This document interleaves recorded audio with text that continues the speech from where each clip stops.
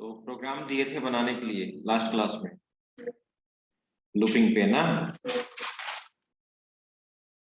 और वो सारा प्रोग्राम आप ऑलरेडी सी में बनाए होंगे, ठीक है, इसलिए मैंने दे दिया था। आज वैसे हम लोग को पढ़ना है फंक्शन का कॉन्सेप्ट, ठीक है।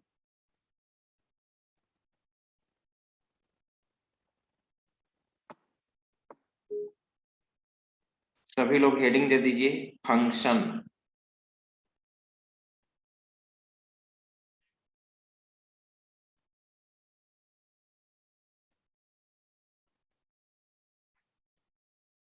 आप ऑलरेडी सी में पढ़ चुके हैं फंक्शन, ठीक है। कोई बताए मुझे फंक्शन होता क्या है। अगर कोई आपसे पूछ दे कि व्हाट इज फंक्शन, तो क्या आप बताएंगे?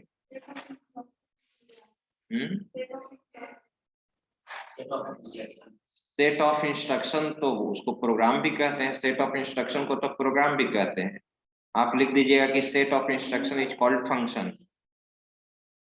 सेट ऑफ इंस्ट्रक्शन को तो प्रोग्राम भी कहते हैं।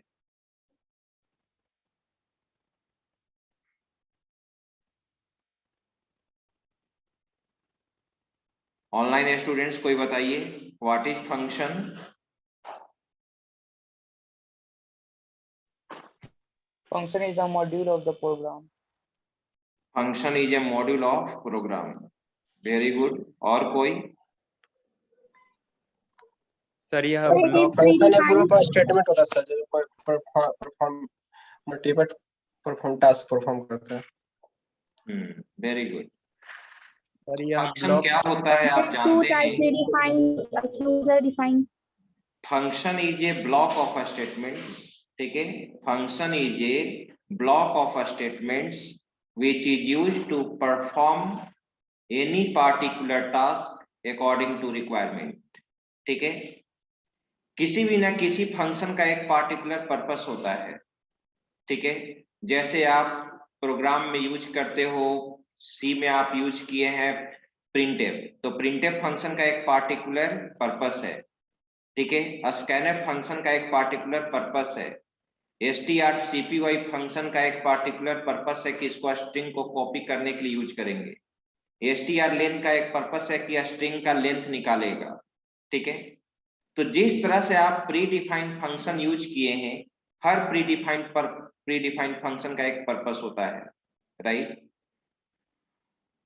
तो फंक्शन कह सकते हैं कि function is a collection of well defined statement which is used to perform any particular task according to requirement। जैसा यूजर का रिक्वायरमेंट होगा उसके अनुसार हम लोग फंक्शन क्या करते हैं, डिजाइन करते हैं, ठीक है। ये तो फंक्शन का, ठीक है, डिफिनीशन हुआ। लेकिन फंक्शन हम लोग बनाते क्यों हैं? Why do you create function, ठीक है। फंक्शन बनाने से बेनिफिट क्या होता है? आप जानते हैं कि सी प्रोसीजर प्रोग्रामिंग को सपोर्ट करता है। सी प्रोसीजर प्रोग्रामिंग को सपोर्ट करता है। और तुम ये भी जानते हो कि in case of procedure programming a large program can be divided into multiple parts. A large program can be divided into multiple parts. That part is called function या मेथड या मॉड्यूल, ठीक है। डिफरेंट प्रोग्रामिंग लैंग्वेज में different नाम से जानते हैं। यानी फंक्शन के थ्रू क्या तुम कर सकते हो कि किसी भी लार्ज प्रोग्राम को मोर देन वन पार्ट में क्या कर सकते हो, डिवाइड कर सकते हो, जिससे प्रोग्राम का कॉम्प्लेक्सिटी क्या होगा, कम होगा। प्रोग्राम का कॉम्प्लेक्सिटी क्या होगा, कम होगा। अगर तुम कैलकुलेटर का प्रोग्राम लिख रहे हो तो कैलकुलेटर में तो बहुत सारा ऑपरेशन है, एडिशन है, सब्ट्रैक्शन है, मल्टीप्लीकेशन है, डिवीजन है। आप ही बताइए, अगर उसका कोडिंग आप void मेन के अंदर सारा कोडिंग आप उसके अंदर लिख दीजिएगा, तो जब प्रोग्राम एग्जीक्यूट करेगा तो सारा ऑपरेशन एग्जीक्यूट कर जाएगा ना। लेकिन यूजर को केवल एडिशन ऑपरेशन परफॉर्म करना है तो सब्ट्रैक्शन ऑपरेशन क्यों परफॉर्म होगा? यूजर को केवल मल्टीप्लीकेशन ऑपरेशन परफॉर्म करना है तो डिवीजन ऑपरेशन क्यों परफॉर्म होना चाहिए? यूजर को केवल एलसीएम निकालना है तो एचसीएफ वाला फंक्शन क्यों एग्जीक्यूट होना चाहिए? तो किसी पार्टिकुलर पर्पस को अचीव करने के लिए हम लोग फंक्शन का कॉन्सेप्ट यूज करते हैं। ठीक है, हम क्या करेंगे, कैलकुलेटर का प्रोग्राम बनाओगे तो एडिशन का अलग फंक्शन बना लोगे, सब्ट्रैक्शन का अलग बना लोगे, मल्टीप्लिकेशन का अलग बना लोगे, डिवीजन का अलग बना लोगे, स्क्वायर रूट का अलग बना लोगे। जिसका जैसा रिक्वायरमेंट होगा उस फंक्शन को क्या करोगे, कॉल करोगे। कोई भी अगर तुमसे पूछेगा how do you implement the concept of procedure programming in C, C जब प्रोसीजर प्रोग्रामिंग को सपोर्ट करता है तो सी में प्रोसीजर प्रोग्रामिंग को अचीव करने के लिए, इंप्लीमेंट करने के लिए क्या यूज करते हैं, फंक्शन सर। फंक्शन यूज करेंगे। तो कह सकते हैं ना कि the main objective of function is, ठीक है, use to implement the concept of procedure programming. In this case a large program can be divided into several parts with the help of function। आ रही बात समझ में? और function हमारा यहाँ पे रियूजेबिलिटी को प्रोवाइड करेगा।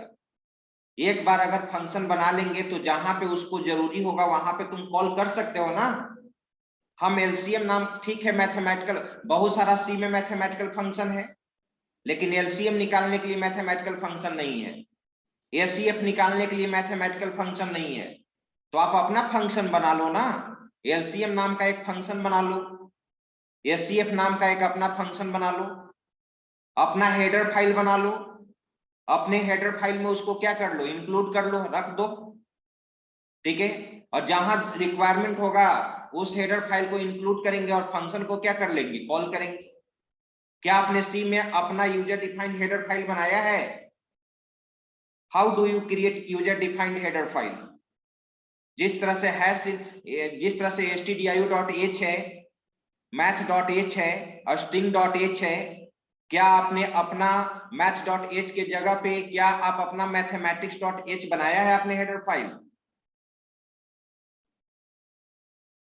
तो हेडर फाइल भी क्या होता है, प्री डिफाइंड भी होता है और यूजर डिफाइंड भी होता है। तुम जानते हो ना कि header file is mainly used to organise function. C का जितना भी लाइब्रेरी फंक्शन है वो किसी न किसी हेडर फाइल में रखा गया है। स्ट्रिंग का सारा लाइब्रेरी फंक्शन string.h में रखा गया है, मैथमेटिकल लाइब्रेरी फंक्शन math.h में रखा गया है। आ रही बात समझ में? ग्राफिक्स का जितना फंक्शन है graphics.h में रखा गया है। लेकिन हम चाहते हैं कि हम भी अपना जो भी यूजर डिफाइंड फंक्शन बनाए वो अपना हेडर फाइल में रखें।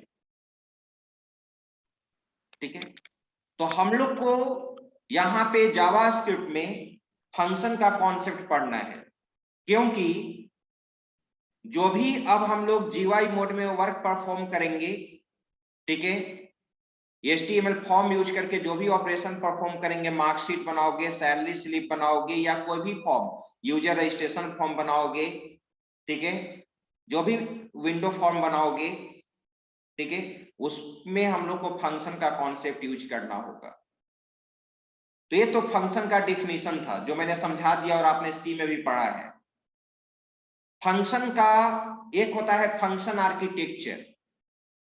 फंक्शन आर्किटेक्चर तुम जानते हो कि दो तरह का फंक्शन होता है, प्री डिफाइंड फंक्शन और यूजर डिफाइंड फंक्शन। हम लोग यहाँ पे सीखने जा रहे हैं how do you create user defined function in JavaScript. JavaScript में यूजर डिफाइंड फंक्शन बनाओगे कैसे, याद करो। कोई बता सकता है क्या, how many types of function architecture in C? C में कितने तरह का फंक्शन आर्किटेक्चर है, कितने तरह का तुम फंक्शन बना सकते हो, जिसको फंक्शन पैटर्न बोलते हैं?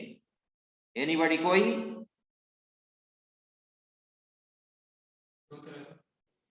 दो तरह का, कौन कौन?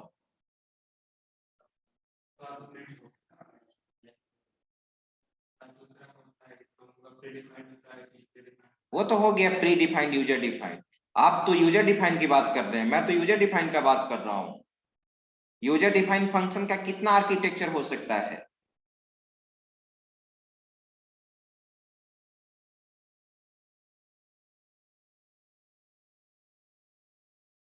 आप कितने तरह से फंक्शन सी में आप बनाए हो, याद करो। दो तरह का, कौन कौन?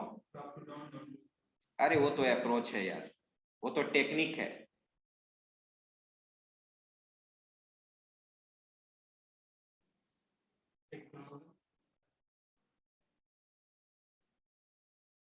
कोई तुमसे पूछेगा कि यूजर Sir, डिफाइंड फंक्शन का क्या एक पैटर्न global- होगा, क्या उसका आर्किटेक्चर है, एक यूजर लोकल डिफाइंड सर, एक फंक्शन। ग्लोबल। हाँ बोलो। एक लोकल फंक्शन सर, एक ग्लोबल फंक्शन। यार लोकल फंक्शन और ग्लोबल फंक्शन, मैं बोल रहा हूँ फंक्शन आर्किटेक्चर। चार तरह से सर, बोलो। जिसमें पैरामीटर होगा और क्या? रिटर्न टाइप नहीं होगा सर। हाँ तो ऐसे बोलो, किसी भी दुनिया का किसी भी पैरामीटर और प्रोग्रामिंग रिटर्न लैंग्वेज में टाइप। फंक्शन का 4 आर्किटेक्चर होता है। 4 तरह से ही तुम फंक्शन बना सकते हो, ध्यान से सुनना, चाहे कोई भी प्रोग्रामिंग लैंग्वेज क्यों ना हो। तुम तो जानते हो कि फंक्शन वैल्यू भी रिटर्न कर सकता है, नहीं भी कर सकता है। एक रिटर्न टाइप फंक्शन हो गया, एक क्या हो गया, नॉन रिटर्न टाइप फंक्शन। जो फंक्शन वैल्यू रिटर्न करेगा उसको रिटर्न टाइप फंक्शन बोलोगे, जो फंक्शन वैल्यू रिटर्न नहीं करेगा उसको नॉन रिटर्न टाइप बोलोगे। तीसरा, फंक्शन पैरामीटराइज भी होता है। आपने अभी नाम बोला ना, आर्गुमेंटेड फंक्शन। पैरामीटराइज फंक्शन या आर्गुमेंटेड फंक्शन, तो फंक्शन में पैरामीटर पास कर भी सकते हैं, नहीं भी कर सकते हैं। दूसरा होगा नॉन पैरामीटराइज फंक्शन। तो फंक्शन का 4 आर्किटेक्चर याद कर लो, यही 4 पैटर्न होता है, लिखो मत अभी समझो। फर्स्ट आर्किटेक्चर क्या होता है, ये function with no return type and no parameter. ध्यान दो, मेरे बात को ध्यान से सुनो पहले। ये function with no return type and no parameter, वैसा फंक्शन बनाएंगे जो वैल्यू रिटर्न नहीं करेगा, ना पैरामीटर सप्लाई करेंगे, राइट। दूसरा फंक्शन, ये function with return type but no parameter, वैसा फंक्शन बनाएंगे वैल्यू रिटर्न करेगा लेकिन पैरामीटर सप्लाई नहीं करेंगे। थर्ड आर्किटेक्चर, ये function with no return type but with parameter, वैसा फंक्शन बनाएंगे जो वैल्यू रिटर्न नहीं करेगा लेकिन पैरामीटर सप्लाई करेंगे। और फोर्थ आर्किटेक्चर, ये function with return type and with parameter, वैसा फंक्शन बनाओगे जो वैल्यू भी रिटर्न करेगा और पैरामीटर भी सप्लाई करेंगे। यही 4 आर्किटेक्चर को लेकर आपको चलना होगा। अगर तुम फंक्शन का सही से कॉन्सेप्ट नहीं जानोगे तो तुमको आगे आने वाला सारे ऑब्जेक्ट ओरिएंटेड, आपको C++ में प्रॉब्लम होगा। क्लास के अंदर फंक्शन का कलेक्शन होता है, ठीक है। जब तुम C++ में क्लास पढ़ोगे और उसके अंदर फंक्शन बनाओगे और फंक्शन का तुमको कॉन्सेप्ट मालूम ही नहीं है तो प्रॉब्लम है। यही 4 आर्किटेक्चर यूज होता है, समझ गए। याद करो, जो फंक्शन वैल्यू रिटर्न नहीं करता है उसके पहले कौन सा कीवर्ड लगाते हो, void, वेरी गुड, void लगाते हो। और जो फंक्शन वैल्यू रिटर्न करता है उसके पहले क्या लगाते हो, इंटीजर या float sir. Data type, int लगाते हो या फ्लोट लगाते हो या डबल लगाते हो या कर लगाते हो, आ रही बात समझ में, ठीक है। और जो फंक्शन पैरामीटराइज होता है उसमें पैरामीटर पास करते हो स्मॉल ब्रैकेट में, याद है। Yes sir, yes sir, yes sign होता है उसमें पैरामीटर पास करते हो ना, ठीक है। यस। आपको याद होगा, थोड़ा सा याद करो, ठीक है। सी इसीलिए पढ़ाया जाता है ताकि आपका कॉन्सेप्ट क्लियर हो जाए। 2 तरह का पैरामीटर होता है, एक फॉर्मल पैरामीटर और एक एक्चुअल पैरामीटर। तो कोई मुझे बताए, अगर कोई भी आपसे इंटरव्यू में पूछ दिया what is difference between formal parameter and actual parameter, किसको फॉर्मल पैरामीटर कहते हैं, किसको एक्चुअल पैरामीटर कहते हैं।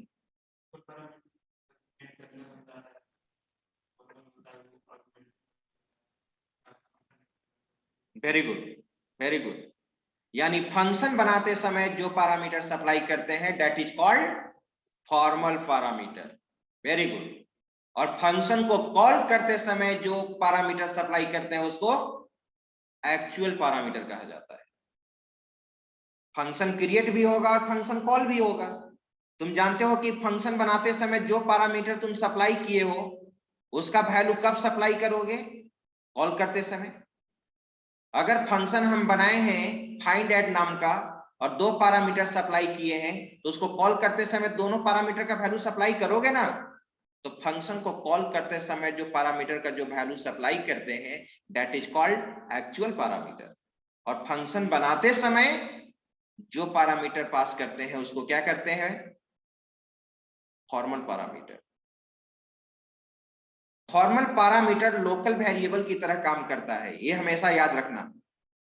फंक्शन में जो पैरामीटर तुम पास करते हो क्रिएट करते समय, ठीक है, वो स्मॉल ब्रैकेट में याद करो, स्मॉल ब्रैकेट में जो पैरामीटर नेम सप्लाई करते हो उस पैरामीटर को केवल उसी फंक्शन के अंदर ही एक्सेस किया जा सकता है, दूसरे फंक्शन में एक्सेस नहीं किया जा सकता है। तो याद रखिएगा ये सब चीज, तब ना। अब जावास्क्रिप्ट पढ़ रहे हैं, अब रिक्वायरमेंट है, अब मुझे फंक्शन का कॉन्सेप्ट मालूम है, तब मुझे कहीं कुछ प्रॉब्लम नहीं होगा। लेकिन जावास्क्रिप्ट में फंक्शन बनाने के लिए ना वॉइड कीवर्ड यूज करते हैं ना डेटा टाइप यूज करते हैं, बस यहां पे एक फंक्शन कीवर्ड यूज होता है। जावास्क्रिप्ट में फंक्शन बनाने के लिए फंक्शन कीवर्ड यूज होता है। अब कैसे यूज होता है वो चीज मैं बताने जा रहा हूं। ये सी का मैंने फंक्शन आर्किटेक्चर इसलिए पूछा क्योंकि आप रिकॉल हो जाए कि फंक्शन क्या होता है।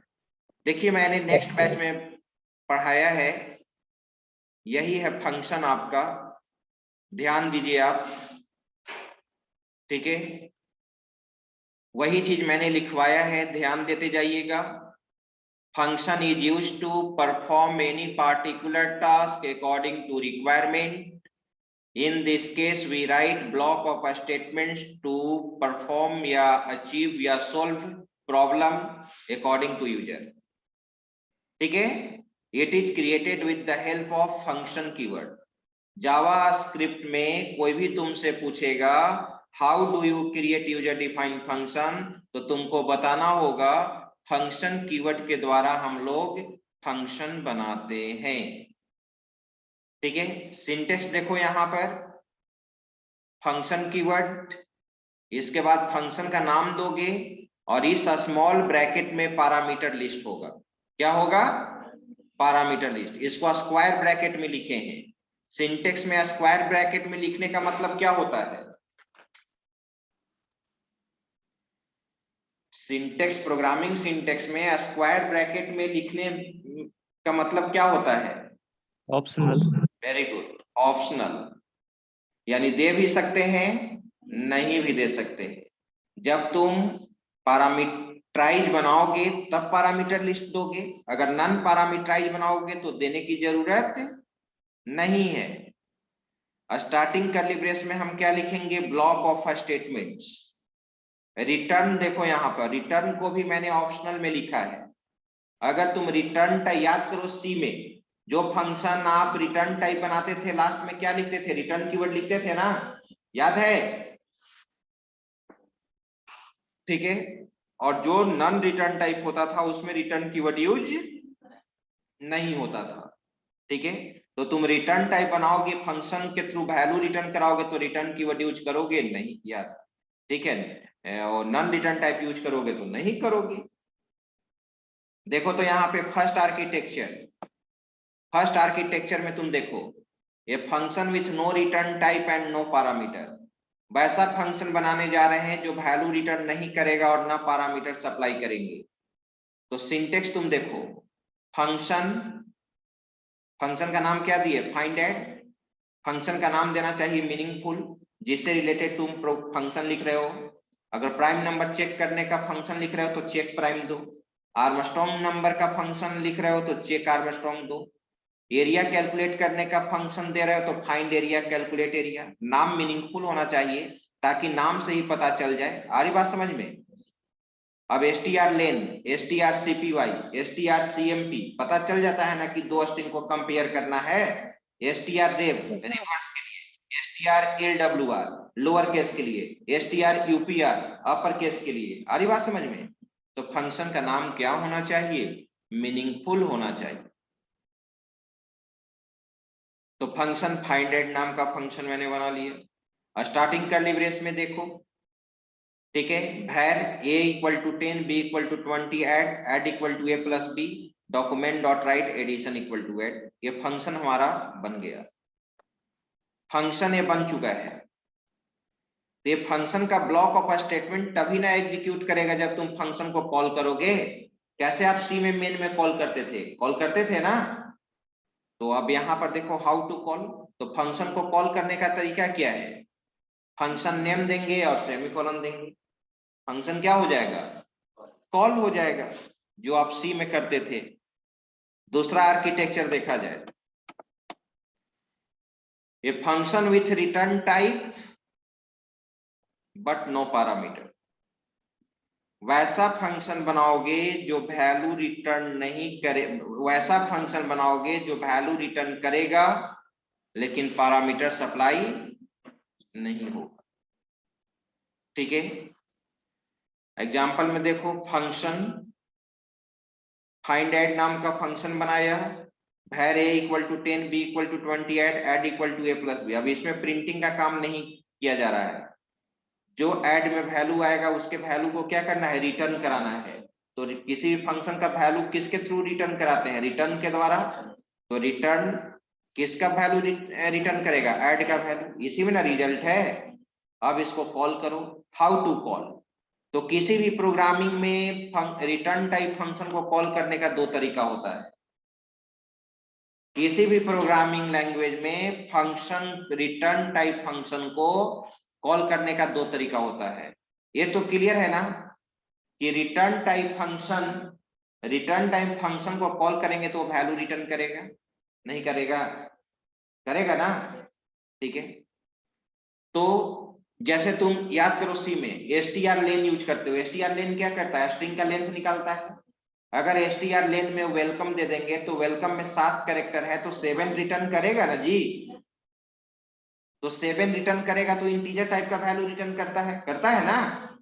ठीक है, तो उसको डायरेक्ट तुम प्रिंटफ में भी कॉल कर सकते हो या एक्स्ट्रा वेरिएबल लेकर भी कॉल कर सकते हो। आ रही बात समझ में। देखो यहां पर फर्स्ट मेथड क्या है, ये जो फंक्शन तुम बनाए हो वो वैल्यू रिटर्न करेगा। तो यहां पर क्या लिखा गया है, first method var rs, variable declare कर लिया, rs equal to find add को मैंने कॉल किया, जो वैल्यू रिटर्न किया वो किस में स्टोर हो गया, rs में। अब rs को क्या कर दिया गया, प्रिंट कर दिया गया, document dot write addition equal to plus rs। ठीक है, सेकेंड मेथड देखो, डायरेक्ट तुम आउटपुट फंक्शन के थ्रू भी रिटर्न टाइप फंक्शन को क्या कर सकते हो, कॉल कर सकते हो। डायरेक्ट हम प्रिंटफ के द्वारा कॉल कर लेंगे। तो प्रिंटफ में अगर कॉल करेंगे तो जो वैल्यू रिटर्न करेगा वो डायरेक्ट प्रिंट कर जाएगा ना। उसी तरह से यहां पर भी देखो second method document dot write addition equal to plus, यहीं पे कॉल कर दिया गया, कॉल किया गया है ना यहाँ पे। ठीक है, डॉक्यूमेंट डॉट राइट में एडिशन फाइंड ऐड, यहीं पे कॉल होगा, यहीं पे वैल्यू प्रिंट कर जाएगा। ठीक है, सी में भी यही यूज होता है, बस सी में डॉक्यूमेंट डॉट राइट के जगह क्या करेंगे, प्रिंटफ करोगे। राइट, आप जान गए रिटर्न टाइप फंक्शन को कैसे कॉल करते हैं। थर्ड केस, ये function with no return type but with parameter. वैसा फंक्शन बनाओगे जो वैल्यू रिटर्न नहीं करेगा लेकिन पैरामीटर सप्लाई करोगे। एग्जांपल देखो, function find add a b। देखो यहां पर तो कोई डेटा टाइप नहीं होता है, यहां पे कोई डेटा टाइप नहीं होता है। ठीक है, तो डायरेक्ट हम स्मॉल ब्रैकेट में यहां पर क्या सप्लाई कर दिए, a b, 2 पैरामीटर। मैंने क्या बोला था, फॉर्मल पैरामीटर किसको कहते हैं, फंक्शन डिक्लेयर करते समय जो पैरामीटर पास करते हैं वो क्या कहलाता है, फॉर्मल पैरामीटर। देखो यहाँ पे कमेंट सेक्शन में मैंने लिख दिया है a और b यहाँ पर क्या है, फॉर्मल पैरामीटर है। फॉर्मल पैरामीटर, ठीक है, must be treated as local variable. ये लोकल वेरिएबल की तरह काम करता है। इस ए और बी को इस फंक्शन के बाहर तुम एक्सेस नहीं कर सकते हो। और जब ये फंक्शन कॉल होगा तो कॉल करते समय दोनों पैरामीटर का वैल्यू क्या करोगे, पास करोगे ना। अब देखो यहां पर क्या हम लिखे हैं, var add equal to A plus b. Var add नाम का एक वेरिएबल ले लिया, add equal to A plus b, document dot write, मैंने क्या कर दिया, प्रिंट करा दिया। अब देखो तो हाउ टू कॉल, कैसे कॉल करोगे, देखो कैसे कॉल किए हैं, फाइंड एट, और यहाँ पे ए का वैल्यू क्या सप्लाई किया 10 और बी का वैल्यू क्या सप्लाई किया 20, यानी 10 को कौन रिसीव करेगा, ए, 20 को कौन रिसीव करेगा, बी। बी। तो जब इसको कॉल करोगे तो इसका बॉडी एग्जीक्यूट होगा। तो add equal to A plus B, A का वैल्यू 10 आया है और बी का वैल्यू 20 है, तो आउटपुट क्या आएगा, एडिशन इक्वल टू 30। और फंक्शन को कॉल करते समय जो पैरामीटर सप्लाई करते हैं वही क्या कहलाता है, एक्चुअल पैरामीटर कहलाता है। यही तो है फंक्शन का कॉन्सेप्ट, यही फंक्शन का 4 आर्किटेक्चर है। चौथा आर्किटेक्चर में कुछ नहीं करना है, पैरामीटर भी पास करना है और वैल्यू रिटर्न करा देना है। रिटर्न कीवर्ड सिंपल यूज कर देंगे। अब देखिए, अब मैं इसका इंप्लीमेंटेशन बताता हूं, इसका आप स्क्रीनशॉट ले लो। ये जो चीज लिखा हुआ है इसका आप स्क्रीनशॉट ले लीजिए।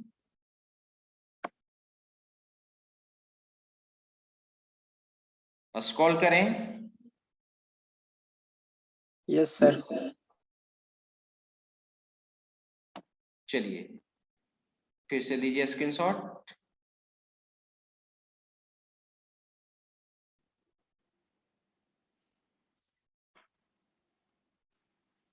फिर लिया जाए स्क्रीनशॉट।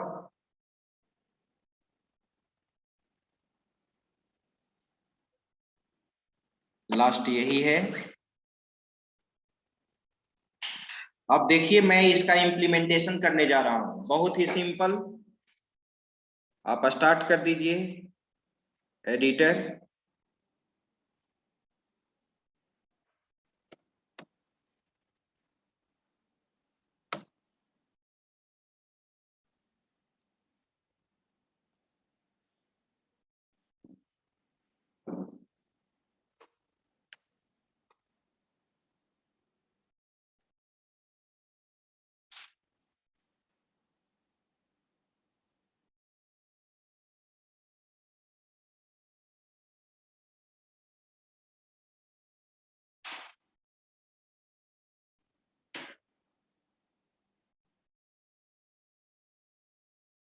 सेव कर लिया जाए फाइल को।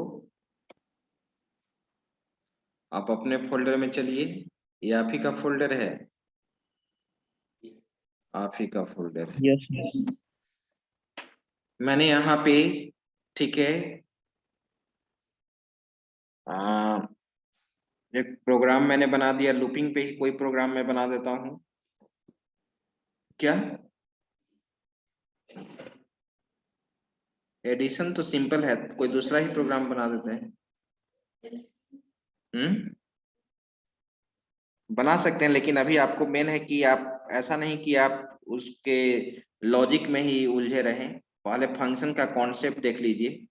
ठीक है, मैंने यहाँ पे सिंपल एक प्रोग्राम बना रहा हूं। ठीक है, जैसे मान लो कि प्रोग्राम क्या दिए थे हम, परफेक्ट नंबर का दिए थे ना, दिए थे। आर्मस्ट्रॉन्ग नहीं बना, चलिए आर्मस्ट्रॉन्ग ही बना देते हैं। Armstrong dot HTML। ठीक है, HTML। ठीक है,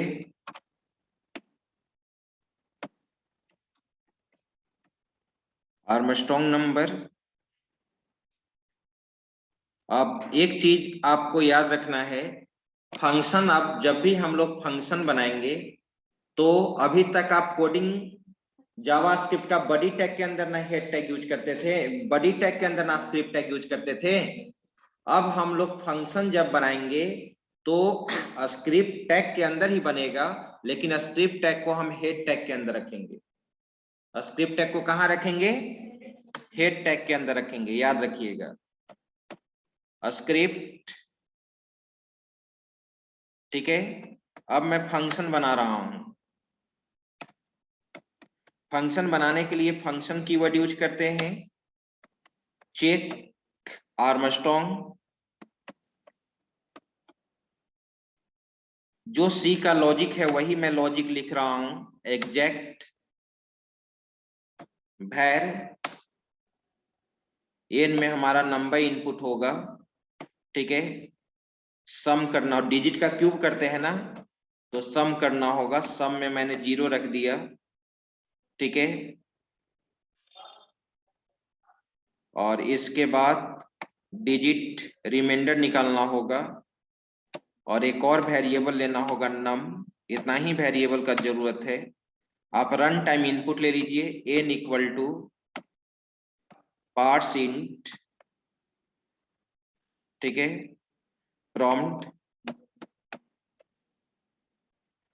में मैंने यहां पर दे दिया int any number, int any number. N में मैंने नंबर इनपुट कर दिया और नम में मुझे जरूरत पड़ेगा, एन के वैल्यू को मैंने किस में रख लिया? नम में। याद कीजिए, आपको याद होगा सी के लॉजिक से कि जब हम ये इसको डिवाइड करते, रिमाइंडर निकालते जाएंगे, डिवाइड करते जाएंगे, कंडीशन देते थे ना एन ग्रेटर देन 0, याद है? N greater than 0। जब लूप से टर्मिनेट करेंगे तो एन का वैल्यू क्या हो जाएगा? 0 होगा ना, 0।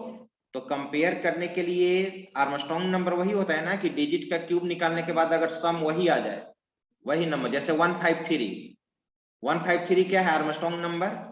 1 का क्यूब, 5 का क्यूब और 3 का क्यूब। अगर ये जोड़ने से क्या आ जाए? 153 आ जाए तो क्या होगा? आर्मस्ट्रॉन्ग 153 है, 370 है, 371 है, 407 है, ये सब सारा क्या है? आर्मस्ट्रॉन्ग नंबर है। अब देखिए, मैं वही लूप लगा रहा हूं जो सी में एग्जैक्ट आपने कोडिंग लिखा है, एग्जैक्ट वही मैं लिख रहा हूं। n ग्रेटर देन 0, इसके जगह पे आप n नॉट इक्वल टू 0 भी लिख सकते हैं, ठीक है। डिजिट इक्वल टू, रिमाइंडर निकालने के लिए आप क्या यूज करते थे? n mod 10, sum equal to sum plus, ठीक है, डिजिट को 3 टाइम्स मल्टीप्लाई कर लो। चलिए, n equal to n by 10 आप लिखते थे यहां पर, लेकिन 10 से डिवाइड करते रहोगे। लेकिन यहां पर क्या होगा, ध्यान दो, कभी n का वैल्यू 0 यहां होगा ही नहीं। वहां पर आपका सी में डेटा टाइप डिक्लेयर करते थे, इंट लेते थे ना, तो इंटीजर जो होता है, int data type integer type की वैल्यू को होल्ड करता है, फ्रैक्शनल पार्ट को क्या कर देगा? इग्नोर कर देगा। लेकिन यहां पर तो n के वैल्यू को डिवाइड करते जाइएगा, करते जाइएगा, फ्रैक्शनल वैल्यू आएगा इसमें, क्योंकि n कोई डेटा टाइप आपने मेंशन नहीं किया है, ठीक है। तो यहां पे आपको क्या करना होगा? फ्रैक्शनल पार्ट को हटाने के लिए यहां पे आपको लिखना होगा एक function, math dot floor function, जो फ्रैक्शनल पार्ट को क्या कर देगा? इग्नोर कर देगा। जितना भी मैथमेटिकल फंक्शन है, चाहे स्क्वायर रूट निकालना हो, पावर निकालना हो, यहाँ पर मैथ डॉट फ्लोर फंक्शन क्या करेगा? मैथ क्लास है और फ्लोर यहाँ पे इसका मेथड है। जो भी फ्रैक्शनल पार्ट आएगा, जैसे मान लो कि n का वैल्यू लास्ट में, n का वैल्यू 4 आया और 4 को 10 से डिवाइड करेंगे, तो 4 को अगर 10 से डिवाइड करेंगे तो क्या होगा? 0.4 आएगा, 0.4 आएगा। तो 0.4 आएगा, n का वैल्यू 0.4 आएगा, कंडीशन चेक करेगा 0.4 ग्रेटर देन 0, कंडीशन तो हमेशा ट्रू होगा। जब जब डिवाइड होते जाएगा क्या होगा? 0 से ग्रेटर ही रहेगा। तो हम क्या करेंगे कि 0.4 जो आया 0.4 को क्या कर देंगे, इग्नोर कर देंगे, स्किप कर देंगे। आ रही बात समझ में? तो n का वैल्यू क्या हो जाएगा फिर 0 और कंडीशन चेक होगा 0 greater than 0, 0 greater than 0, condition क्या हो गया फॉल्स, लूप से क्या हो जाएंगे बाहर। अब यहाँ पे इफ कंडीशन लगाइए और लिखिए सम जो किए हैं सम इक्वल्स टू किससे, अब n से तो कंपेयर नहीं ना कर सकते हैं क्योंकि n में जो ओरिजिनल वैल्यू आपने इनपुट लिया था वो तो 0 हो चुका है। तो हम 0 होने के पहले n के वैल्यू को किस वेरिएबल में रखे थे, नम में। अलर्ट यहां पर क्या होगा, Armstrong number else alert not Armstrong number. ये सब प्रोग्राम आप C++ में ही पढ़िए, ठीक है। हम लोग को आगे बढ़ना है, इस तरह का प्रोग्राम हम लोग जावास्क्रिप्ट इस सब में नहीं पढ़ते हैं, ठीक है। फंक्शन बन गया, अब इस फंक्शन का बॉडी को तुम क्या करो, कॉल करो, मेन में कॉल करो बॉडी। अब बॉडी में फंक्शन को कॉल करना है तो यहां पर भी स्क्रिप्ट टैग हम लिखेंगे, ठीक है। और देखो मैं कॉल कर लिया, कॉल करने के लिए क्या मैंने बोला था, केवल फंक्शन का नाम, क्या है फंक्शन का नाम, चेक आर्मस्ट्रांग, कॉल हो गया, रेडी है प्रोग्राम। अब इसको आप एग्जीक्यूट कर लो, कंट्रोल एस, आप अपने फाइल में चलिए,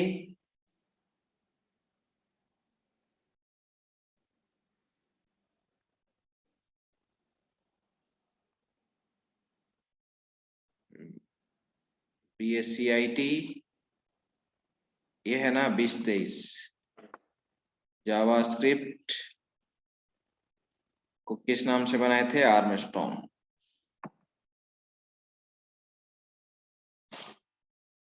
ओपन होने दीजिए, तब तक आप इसका स्क्रीनशॉट ले लीजिए प्रोग्राम का।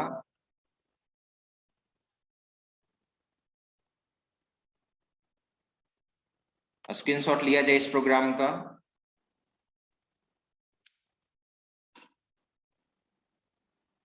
स्क्रॉल करें, ये रहा।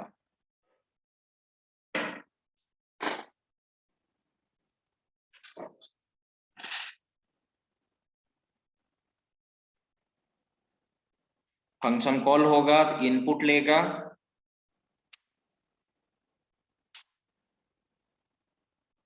आया और डायलॉग बॉक्स खुला ना। 153 क्या है, 153 आर्मस्ट्रांग, ओके आया मैसेज आर्मस्ट्रांग। फिर रिफ्रेश कीजिए, 370 आर्मस्ट्रांग नंबर है जी, आर्मस्ट्रांग आया। 407 भी आर्मस्ट्रांग है, 1 से लेकर 1000 के बीच में 4 आर्मस्ट्रांग नंबर है, ठीक है। अब मैं कुछ दूसरा नंबर इनपुट कर लेता हूं, 145, ये आर्मस्ट्रांग नंबर नहीं है तो नॉट आर्मस्ट्रांग देना चाहिए, दिया नॉट आर्मस्ट्रांग, ठीक है। Yes sir. तो आज भर हम लोग इतना ही, और अब हम लोग अटेंडेंस बनाएंगे।